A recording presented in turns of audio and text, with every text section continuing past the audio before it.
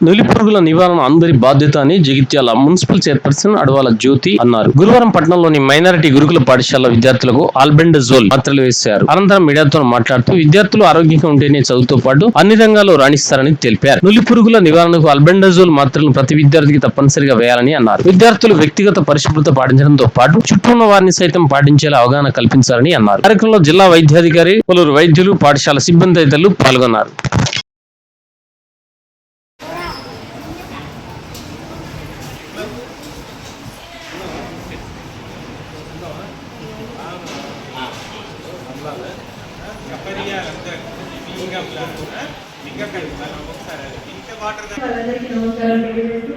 అట్లాగే నా ముందు కూర్చున్న మరి భావితరాల భవిష్యత్తు పిల్లలందరికీ ప్రతి ఒక్కరికి కూడా నమస్కారం తెలియజేస్తూ ఈ కార్యక్రమం జాతీయ నులిపురుగుల ప్రోగ్రాం ఏదైతే ఉందో ఈ రోజు ఇక్కడ అరేంజ్ చేసిన ప్రతి ఒక్కరికి హృదయపూర్వక నమస్కారం తెలియజేస్తూ అట్లాగే మరి ఎందుకు వస్తుంది, దీనివల్ల బ్యాడ్నెస్ ఏంటిది, దీంతో తీసుకోవాల్సిన జాగ్రత్తలు ఏంటి అనేది మీ అందరికీ తెలియాలి. మరి ఎందుకు వస్తుందని ఫస్ట్ తెలుసుకుందాం.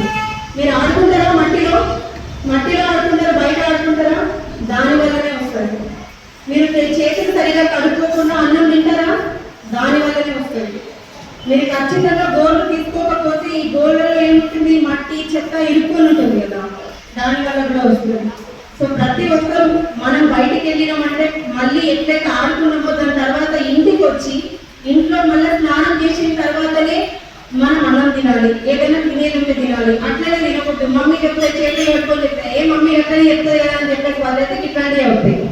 అందుకని అందరికీ ప్రతి ఒక్కరికి చెప్పేది ఏంటి అంటే మీరందరూ జాగ్రత్త తీసుకోవాలి. మరి దీనివల్ల ఏంటి జరుగుతుంది, ఇప్పుడు ఆ వచ్చిన ఉన్నప్పుడు నా పక్కన ఒక అబ్బాయి ఉంటుండే, తనకి 7 years. ఆ అబ్బాయి అట్లనే డైలీ మట్టిలో ఆడి ఇంటికి వచ్చి అట్లనే తినడం అట్లనే చేసిండు. ఏమైతే ఆయనకి ఒకరోజు ఫుల్ ఫీవర్ వచ్చింది. హాస్పిటల్ తీసుకెళ్ళి వాళ్ళ మమ్మీ తీసుకెళ్తే వామిటింగ్ చేసుకున్నాడు. వామిటింగ్ చేసుకుంటే నోట్లోంచి 2 నులిపురుగులు ఇంతకంటే పెద్దగా, ఇంతకంటే లావుగా, ఇంత పొడుగుంది నోట్లోంచి వచ్చి పడింది ఇంత మొత్తం. అది జరుగుతుంది. కాబట్టి మీరందరూ ఇక్కడ నుంచి చాలా జాగ్రత్తగా ఉండాలి.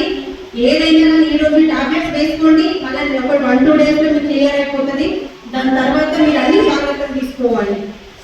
చేతులు కడుక్కొని తినొద్దు, బయటికి వెళ్ళి ఆడుకున్నా మళ్ళీ ఇంటికి వచ్చి స్నానం చేయాలి, ఫ్రెష్గా ఉండాలి, మంచిగా చదువుకోండి. ఎందుకంటే మీ ఫ్యూచర్ బాగుండాలంటే మీ కడుపులో ఏదైనా సిస్టమ్ బాగుంటే మీ బ్రెయిన్ బాగా వర్క్ చేస్తుంది. ఇది ఒకటి బాగా గుర్తుపెట్టుకోండి. एंड आप लोग को हिंदी समझ में आता है कि नहीं? हिंदी में बताओ या तेलुगु में बताओ? समझ में आया ना? आप लोग को तो हिंदी में समझ में आया कि नहीं? तेलुगु समझ में आया?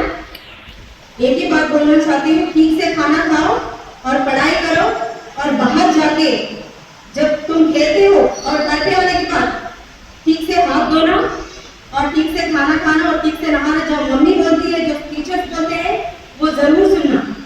और बिना नहीं सुने वो ऐसे खाना खाए आप लोग, उसके बाद जाकर तो आप लोग को बहुत तकलीफ होने वाली है. आपके फ्यूचर में बहुत बड़ा असर पड़ने वाली है. इसलिए मैं आपको एक ही बात बताना चाहती हूँ, आप लोग ठीक से रहेंगे तो आपके माता पिता ठीक से रहेंगे. और एक ही बात में बोलना चाहती हूँ, सारे पेरेंट्स को रिक्वेस्ट करना चाहती हूँ मैं कि हर बच्चे को ये जो दवाई है उनको देना चाहिए.